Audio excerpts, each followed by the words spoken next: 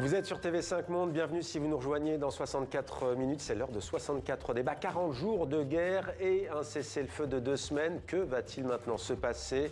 L'Iran résiste toujours à l'attaque israélo-américaine et aux menaces d'anéantissement de Donald Trump qui a fait volte-face une nouvelle fois. Alors sur quoi peut déboucher cette trêve? Avec nous pour en parler, Elie Baranetz, bonsoir. Bienvenue, vous êtes chercheur en sécurité internationale à l'École Polytechnique et à l'Institut de recherche stratégique de l'École militaire, c'est l'IRSEM, et vous êtes co-auteur du livre Théorie des relations internationales avec Dario Battistella et Jérémy Cornu, 7e édition. C'est aux presses de Sciences Po. Avec nous en direct de Montréal, au Québec, au Canada, Charles-Philippe David. Bonjour et merci d'être avec nous. Vous êtes professeur de sciences politiques à l'Université du Québec à Montréal, auteur du livre Le monde en péril, la fin de la Pax Americana aux éditions Somme Toute avec Le Devoir, nos confrères du journal francophone Le Devoir. Messieurs, avant de vous donner la parole, écoutons le vice-président des États-Unis, J.D. Vance. Les Iraniens ont accepté d'ouvrir le détroit. Les États-Unis ont accepté de cesser les attaques. Et non seulement les États-Unis, mais aussi nos alliés ont accepté d'arrêter les frappes. Et c'est sur cette base que repose la fragile trêve dont nous disposons. Voilà, J.D. Vance, vice-président américain, qui parle d'une fragile trêve. Charles-Philippe David, comment analysez-vous ce nouveau recul, cette nouvelle volte-face de Donald Trump après son langage outre-ordurier et ses propos génocidaires? Bonjour à vous, chers amis outre-Atlantique, et bonjour à toute la francophonie qui nous écoute. C'est bouleversant parce qu'en effet, conforme à ses habitudes, le président des États-Unis change d'idée comme il change de cravate. Ça se trouve bien puisqu'on en voit une à l'écran. Écoutez, ce n'est pas très surprenant de mon point de vue, parce que vous savez qu'il y a une épithète qui décrit le président Trump comme Taco Trump again changes his mind.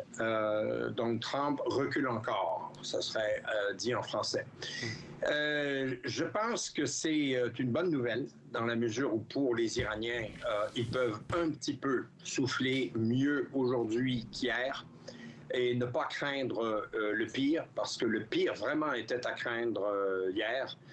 Les menaces professées par le président des États-Unis ainsi que son vice-président, de même que le secrétaire à la Défense, Pete Hegseth, vous l'avez dit vous-même en introduction, étaient ignobles. Ce n'est pas le genre de discours qu'on a été habitué d'entendre de la part du président des États-Unis dans l'histoire. Très inquiétant, très bouleversant. Maintenant, la preuve reste à faire pour la suite. Parce qu'on n'est pas sorti du tout, comme on dit, de l'auberge. Dans les détails, il faudra voir comment cette crise peut être résolue, si cela se peut.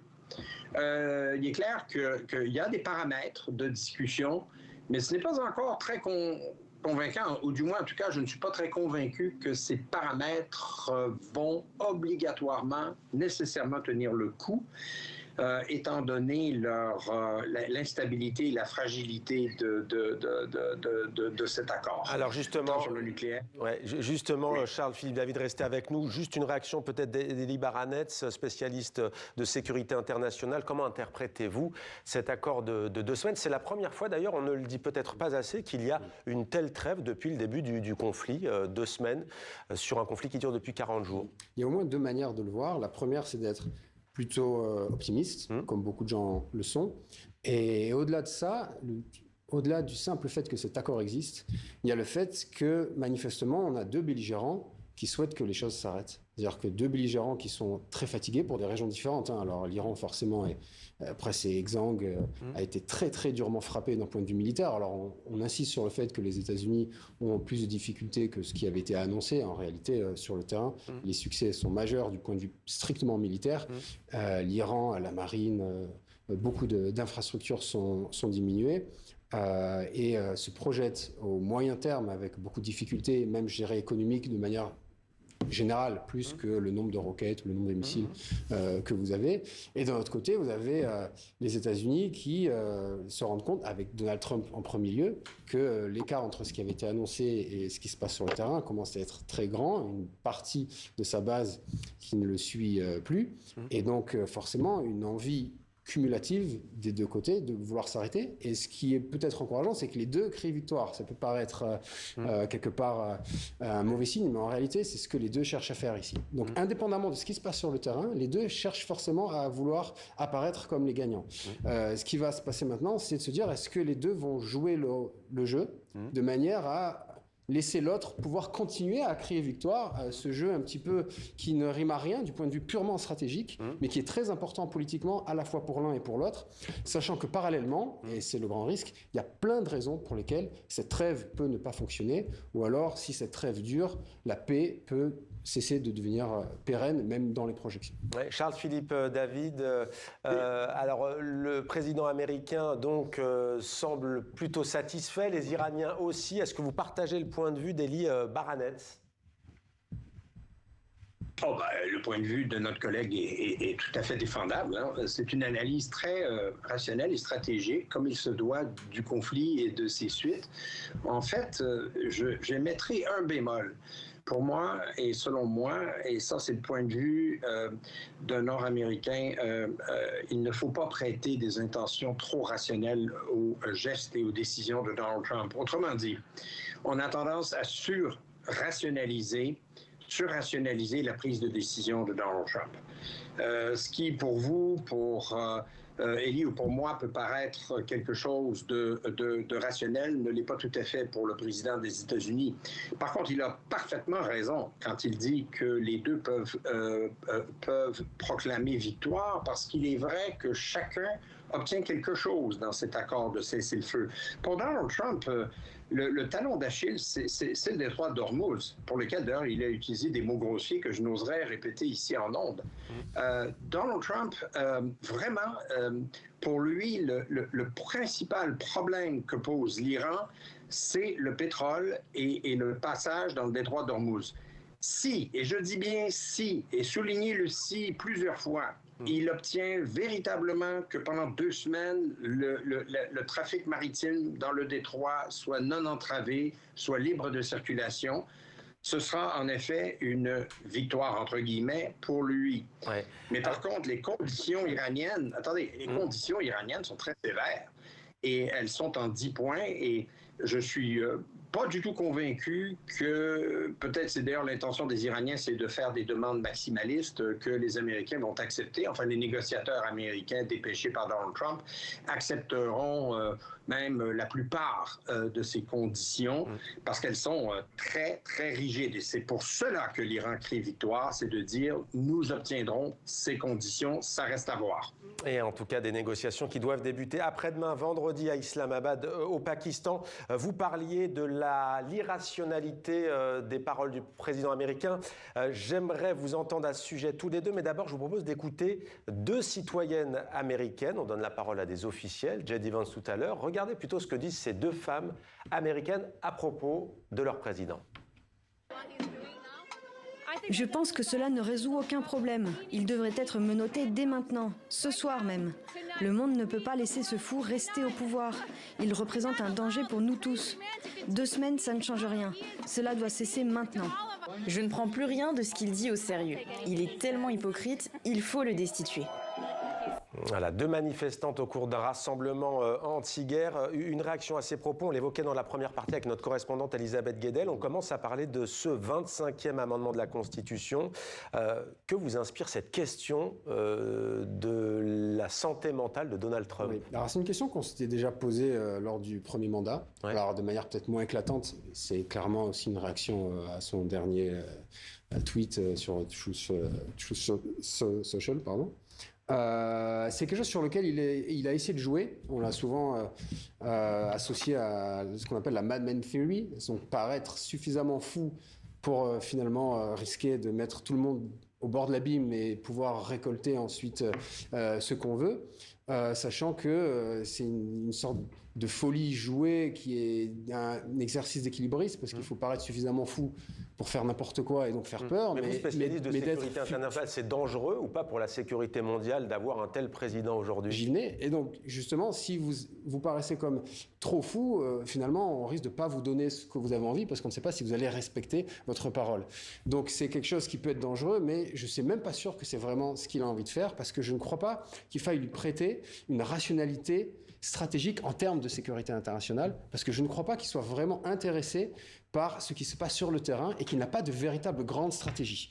Donc la rationalité que je lui prête, peut-être trop, mais c'est un point de vue que je suis prêt à défendre, c'est qu'il a une rationalité qui est adossée à un objectif, qui est un objectif symbolique de paraître comme le président qui gagne. Et peu importe ce qu'il fait sur le terrain, il va essayer de faire en sorte que ce qui se passe sur le terrain puisse être exploité par lui-même et par son entourage comme étant la preuve qu'il est le grand gagnant, ce qui l'amène à avoir des demandes qui sont maximalistes et qui parfois, d'un point de vue diplomatique, durcissent extrêmement les positions de chacun. Mais je pense pas qu'on puisse trouver chez lui une rationalité stratégique. Au-delà de, mais c'est une autre question, peut-être qu'on se posera, c'est de la question de la capture, en gros, de la captation des différentes ressources pour son entourage. Mais moi, personnellement, je suis plutôt du point de vue, il n'y a pas de rationalité stratégique, mais il y a une rationalité vis-à-vis de cet objectif qui est plus un objectif symbolique. Charles-Philippe David, ça fait plus de 40 ans que vous observez la politique américaine, que vous décortiquez ce que vous appelez l'effondrement de la Pax Americana. C'est cette paix qui était de mise depuis la fin de la Seconde Guerre mondiale entre les grandes puissances. Que peut la démocratie américaine face à un tel président ? D'abord, je reviens sur la théorie de l'homme fou, parce que si la théorie de l'homme fou était rationnelle, alors, et je l'explique dans mon livre, les États-Unis n'auraient pas mené la guerre qu'ils mènent actuellement contre l'Iran, car ça dessert l'intérêt américain. Alors ça, c'est un peu simplement un bémol encore que j'apporte à l'analyse du schéma vraiment dissonant, je pense que c'est le terme à utiliser, de Donald Trump. Pour répondre à votre question, votre excellente question, la démocratie américaine est malmenée, et j'en parle dans le livre, dans un chapitre qui s'intitule « La défiance Trump ». Trump défie toutes les normes, les règles de la démocratie, et cela d'ailleurs nous est rappelé à peu près tous les jours. Par exemple, les jugements de la Cour suprême ou les jugements de cours inférieures sur nombreux enjeux, nombreux sujets. Et les législateurs sont bien en mal d'agir comme contre-pouvoir, étant donné quand même la force des républicains, petite à la Chambre des représentants, certes, et petite aussi au Sénat, mais néanmoins majoritaire, qui leur permet de contrôler les leviers de la législature.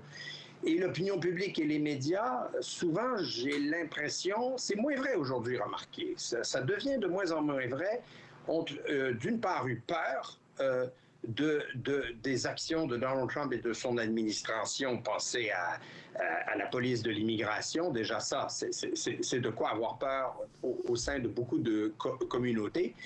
Et d'autre part, n'ont pas trouvé une façon de catalyser cette opposition à Donald Trump, du moins pas encore.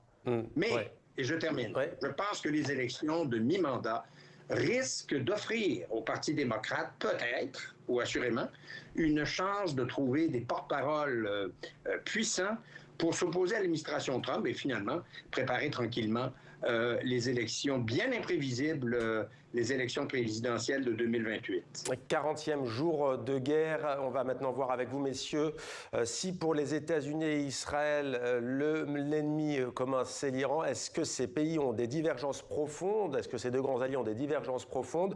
On va d'abord écouter Emmanuel Macron, le président français, qui, comme l'Espagne, avait demandé que le cessez-le-feu en Iran soit appliqué aussi au Liban. Écoutez d'abord Emmanuel Macron et on évoque après la situation au Liban.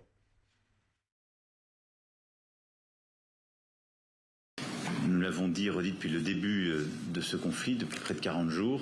C'est en effet par la négociation que nous pourrons apporter les garanties de sécurité nécessaires à la stabilité dans toute la région. Et donc l'annonce de ce cessez-le-feu est une très bonne chose.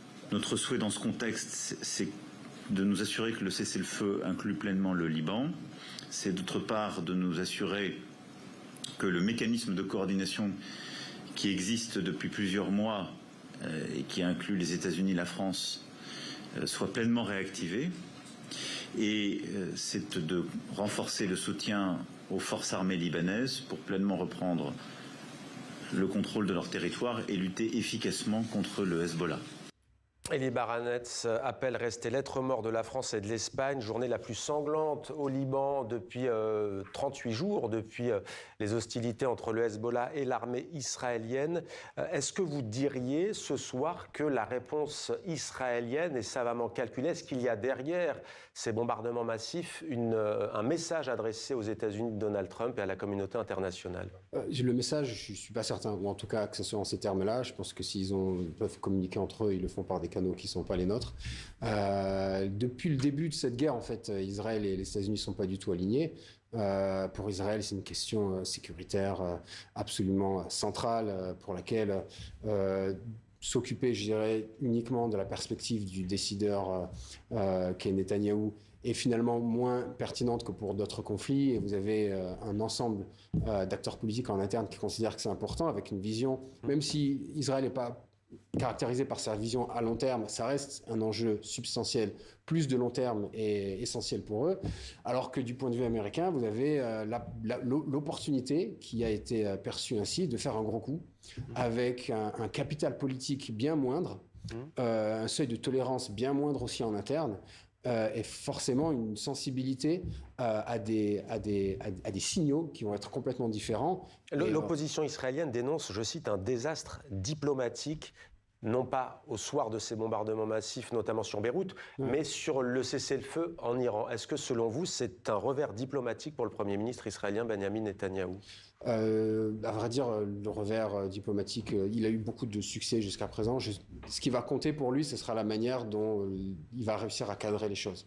Je ne sais pas si Israël va essayer de faire capoter l'affaire ou pas, si finalement considère que son intérêt, c'est que les choses puissent permettre à Israël de continuer à mener des opérations contre le Hezbollah, qui est considéré comme une menace centrale sur sa sécurité. Ça, je ne peux pas le dire entièrement, mais ce qui est sûr, c'est que depuis le départ, il y a cette divergence-là. On la voit apparaître, on voit des tensions entre les deux hommes, notamment sur les cibles, centrales électriques ou non, sites civils ou non, même si Donald Trump menace lui aussi de s'en prendre aux infrastructures civiles depuis plusieurs jours. Charles-Philippe David, une réaction peut-être courte, si vous le voulez bien, sur l'histoire du Liban aujourd'hui, à nouveau pays durement touché, 89 personnes tuées, 722 blessés selon les autorités. Ensuite, j'aimerais vous entendre sur l'Europe et sur le Canada. D'abord sur le Liban. Je n'ai pas de commentaire à offrir sur le Liban. Je ne suis pas spécialiste du Liban, mais je veux... Mais Donald Trump s'en désintéresse totalement, semble-t-il, en tout cas. Voilà. Alors, vous voyez, donc ça répond à votre question. Effectivement, Donald Trump, probablement, ne connaît pas la réalité libanaise. Et d'ailleurs, ça me permet donc d'apporter un troisième bémol dans cette entrevue.